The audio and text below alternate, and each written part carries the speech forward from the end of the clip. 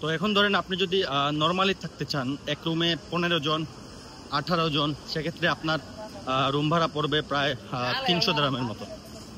সেটা বাংলাদেশের প্রায় 10,000 টাকার সমমান। আর আপনি যদি রান্না করে খান সেক্ষেত্রে আপনার খরচ পড়বে 300 দিরহামের মতো। সেক্ষেত্রে সেটাও প্রায় 10,000 টাকার মতো। 20,000 টাকায় আপনি টাকা খাওয়া চলে যেতে পারবেন। আর এখন ধরেন পকেট খরচ, দুবাইতে বেসিক্যালি পকেট খরচ বলতে আপনার এই যে চা খাওয়া বা আপনি বিকেলে টাইমে নাস্তা করা, সব মিলিয়ে আপনি মাসে 100 দিরহাম খরচ করতে পারবেন। আর একটু বেশি হলে 150 দিরহাম। সেক্ষেত্রে আপনার আরও 5-6 হাজার, 25-30 হাজার টাকা একজন মানুষের ম্যাক্সিমাম লাগবে এই দুবাইতে। সেটা হোক আপনার বাইরে কাজ করেন আর কোম্পানিতে কাজ করেন, যদি কোম্পানি আপনার খাওয়ার খরচ না দেয়। তো আশা করি আপনারা বুঝতে পারছেন।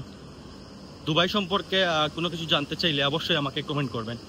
আর প্লিজ আমাকে একটু সাপোর্ট করবেন, আমার চ্যানেলটা সাবস্ক্রাইব করবেন প্লিজ। আমি এখন কাজে যাওয়ার পথে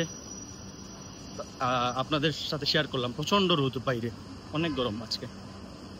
তো সবাই ভালো থাকবেন, সুস্থ থাকবেন। আসসালামু আলাইকুম।